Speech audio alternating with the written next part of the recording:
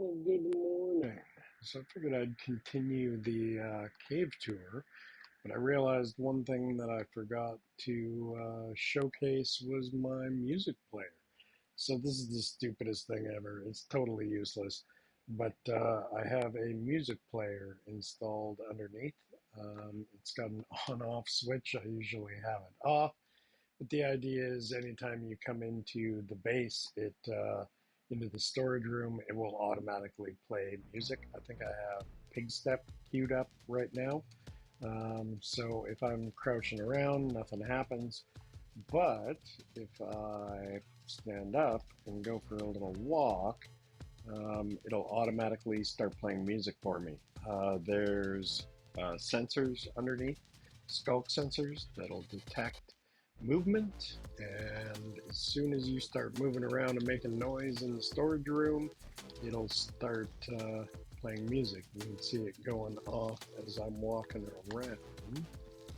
So if we come in here where the actual music player is, so it's basically like a T flip-flop pretty much, but with a jukebox, and the item going around is a music disc. So when I turn off that lever, like so, it no longer transmits a signal to let it know to play music. So it retracts this block, which kills the signal. Now it'll detect, but it doesn't pass the signal along to trigger for the music player to play.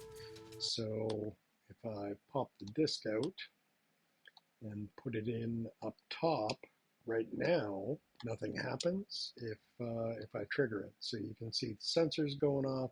It's sending a signal. Nothing's happening because this block is retracted and nothing can get powered. So it actually goes through the whole base. So anywhere you go in the main base, it will trigger to start the music playing. And if you are just standing around, it'll stop playing. It won't be a constant sound in the base, but it will trigger anytime you're walking around. It's stupid and completely useless, and there's no point in having it, but it's fun. I just thought it would be neat. See, the disc is still in the top, and as soon as you start walking around with it turned on, it'll start playing music. Totally dumb, completely useless, but super fun. I like it. Now that we've got the stupidest redstone contraption I've ever come up with out of the way in the music player, let's continue our tour. So we were down at the bottom. Um, Right over here, I said I was going to do the basalt generator next. So this is what the basalt generator is. Obviously, it's an overworld design. Most of them are done in the nether because lava moves faster. It's just a tiny bit quicker, but insignificantly so. And if I do it in the overworld, I can have it right in my base, and I can use a water collection system that you obviously can't do in the nether. So got this set up over here. I built a custom stalagmite to contain it. I built the farm first, and I was trying to figure out what I wanted to do with it. So just like I built the stalagmites up along the walkway, I built this one to go over top of it. I thought it was kind of a neat idea to get the basalt generator underneath. Thought it would look kind of cool. So it's basically a standard basalt generator. You stand on the pressure plate and it starts everything up. It powers this side, and then it has a redstone signal going to the other side and powers it. It's on a 2-tick delay.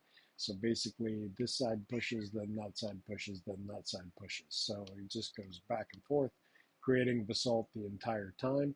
And when you stand on the pressure plate, it'll push everything in, and then you can start chopping away at the inside. It's set up so that it has sticky pistons. Instead of pushing up, it's actually reaching down and pulling the basalt out, and then it immediately pushes it forward with a piston. It's the exact same setup on both sides, and then there you can see that it's on a delay. So two different repeaters give it the delay, and it's on a basic clock for pushing everything through. Pretty neat little setup. I'm really happy with the way that it turned out. So let's give it a test. So all we're going to do to run it is we're going to stand here on the pressure plate and just look straight ahead. And as I break out the basalt, it's going to create more and push it in. Since it's pushing from both sides, it's basically going to keep up as I'm just standing here breaking. Some of it's going to end up in my inventory. Some of it will end up on top. I actually came up with a new little setup for this, so none of it ended up on top that you need to deal with. I was playing on an SMP and the guys wanted a lot of basalt, so I set one of these up for them and ended up putting a water stream on top. It doesn't really work with the way I have this set up. I'd have to do a little bit of editing, but it basically pushed all of the basalt off of the top. Nothing got stuck, nothing ended up sitting there, and everything would drop in. They had me build it on top of a mob farm, so all of the XP was going directly to the player, and you could actually AFK this, and your pick would never break. It'd constantly be healing from the XP that it was getting with mending on it. And one of the guys AFK'd for like 8 hours overnight, and had so much basalt in the morning. There were like double chests after double chest after double chest. It was ridiculous. No one was ever going to need to get basalt again in that world, but it automatically collects down at the bottom. So I'll break a bunch here, and then we'll have a look up top. So as all of that is falling down, you can see it all collecting from the water stream over to the chest over here, and everything will just be flowing in, and away you go. So you do end up with a little bit in your inventory, but not a big deal. I mean, how much basalt are you really going to need? So it's set up so it has up top, if I break this out, that's where the lava sits. So it has the lava there, it has blue ice there, and soul soil underneath. So as the lava flows over top of the soul soil and contacts the blue ice, it creates the basalt, and then the machine reaches down, picks it up, pulls it up, and the piston pushes it out. Super happy with the way this turned out. Great little machine, and if you need basalt, this is definitely the way to go. So moving on from the basalt generator, I think this is actually the first area I ever terraformed. I know that's the first custom tree I ever made. When I came down here, I tried using regular azalea. I just grew some, but obviously they're not very big. I thought I needed some bigger trees. Growing a giant oak just didn't seem to fit the space. I really wanted azalea, so figured, well, I'm going to have to learn how to make custom trees sometime. Definitely some things I'm not super happy with about the tree, but seriously, first tree ever, I'm keeping it. I'm not getting rid of it.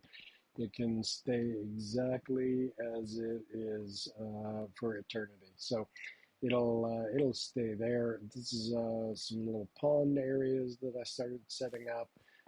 Been actually working on this recently. I replaced the grown azalea that was there with a new azalea that I made that matches these ones over here. Thought that would be kind of an interesting touch, and started working on getting some of the terrain set up around here, making a few little tweaks here and there just to change it up. Made me think that I need to go in and do some of these ponds because I don't have any real grass up above. where some of the newer ponds that I've got are fully grassed. They've got fish, the whole 9 yards. So that's obviously ongoing, but this is a little bit of the terraforming in the area. So I think the last thing I'll cover at the moment while in the area here is the moss farm. Again, I encased in another stalagmite.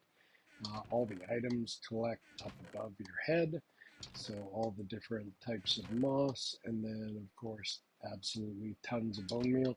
This is a Silent Whisper tutorial that I went off of for the moss farm.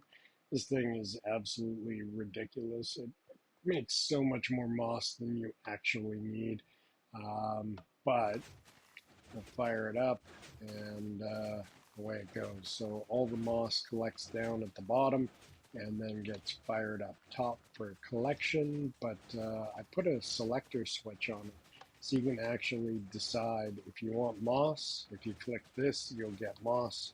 If you leave it off, you'll get just bone meal. The bone meal you can also turn off, but basically it's sending all of the moss in a loop, and if it doesn't get collected because so much is coming in, it'll automatically convert it into bone meal. So this switch is basically always on. It's just whether or not I want to collect any more moss or not from there. This thing is totally ridiculous. You can go and check out his tutorial for this because it's amazing. You totally got to build one. If you need a ton of bone meal, if you don't need a ton, if you're just powering small farms or using it for your own use, planting and terraforming, there are smaller versions available. But this is going to give me all the bone meal I'm ever going to need in this world. It's nuts. Yeah, I think I'll pretty much wrap it up there. Next time I will start covering the gold farm and some of the terraforming in the area. I am going to be redoing the collection system. I got the industrial district is fully auto crafting now, so I'm probably going to redo the storage. So maybe I'll redo that before I do a part 4, and I'll be able to show how that works. I'm going to be working on a tutorial for the storage anyway, so maybe I'll kind of incorporate that. I'll do the tutorial on this farm as I'm building the storage for it and redoing it. Um, and maybe I'll incorporate those two videos together. I'll redo the storage to make the gold farm tutorial, and then I will cover the area after I'm done in a part 4. But that's it for now. Have a good one, folks.